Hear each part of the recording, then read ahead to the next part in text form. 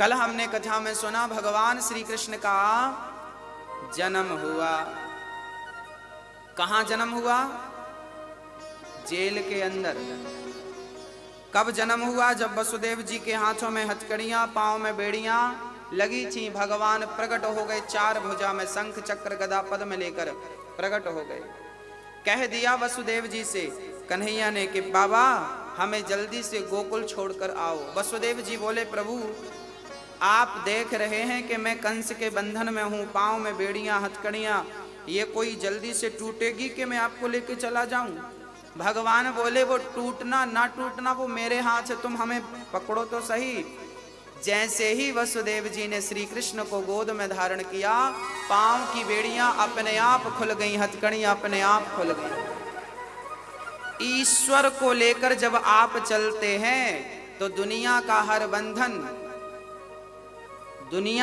बंधन आपको छोड़ देता है। दुनिया का कोई बंधन नहीं है जो भगवान के भक्त को बांध सके। है किसी बंधन में इतनी शक्ति? इसलिए कहा करता हूं कि वसुदेव जी ने कन्हैया को धारण किया, लिया तो बेड़ियां खुल गई, हथकड़ियां खुल गई।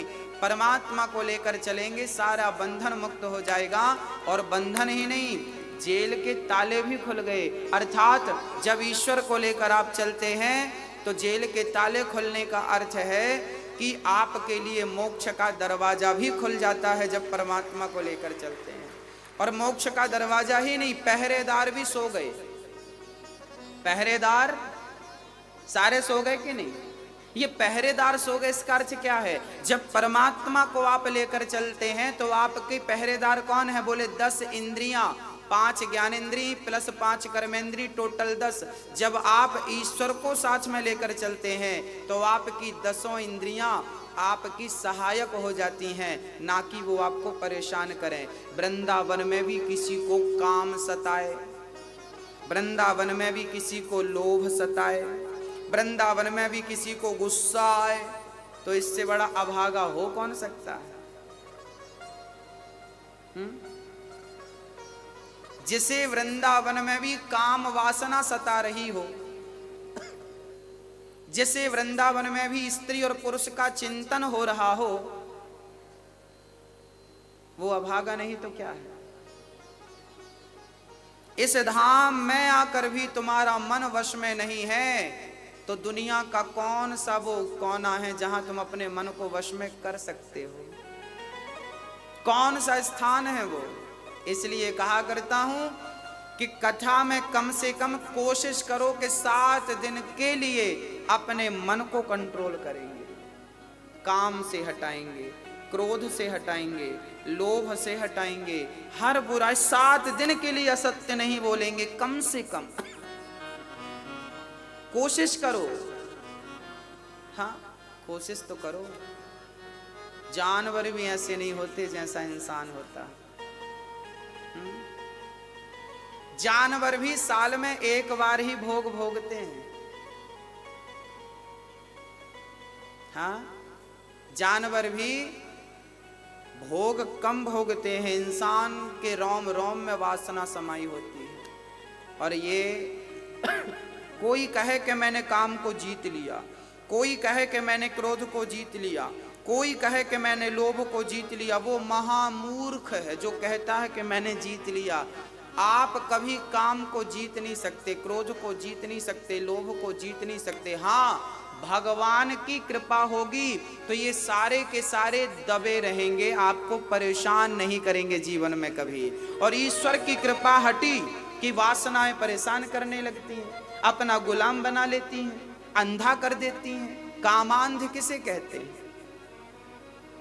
हाँ भक्तों, कहते हैं ना, एक सज्जन डॉक्टर के पास गए, सर हमें डायबिटीज हो गई है। डॉक्टर साहब बोली ये दवाई लो, 1-1 गोली रोज खाना तो ठीक हो जाएगी ना। डॉक्टर बोले तेरी बीमारी ठीक कभी नहीं होगी। फिर गोली क्यों खाऊं? बोले गोली खाने से कंट्रोल रहेगी। बस काम वासना क्रोध कभी समाप्त नहीं होता, पर सत्संग की बूटी लेते रहोगे, सत्संग करते रहोगे, कीर्तन करते रहोगे, सब कंट्रोल में सब कंट्रोल में रहेगा, सब कंट्रोल, सबका मन वश में होगा।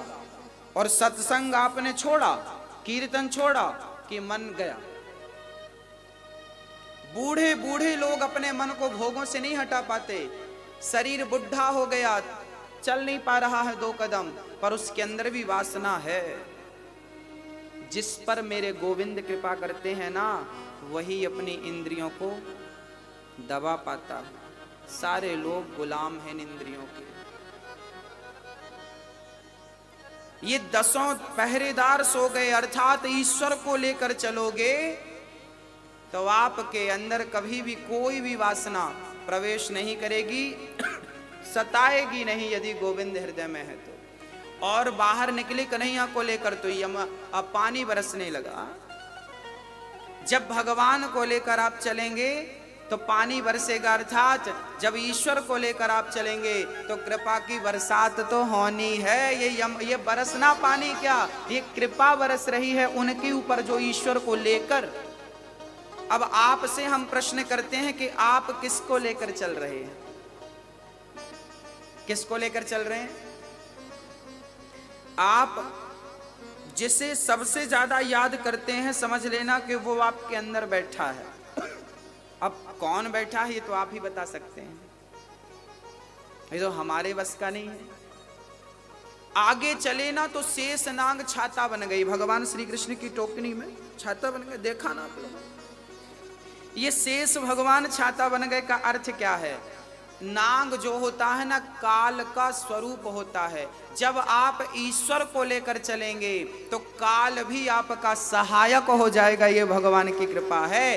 काल भी आपका बाल भी बांका नहीं कर सकता, सहायक है। यदि ईश्वर आपके साथ हैं तो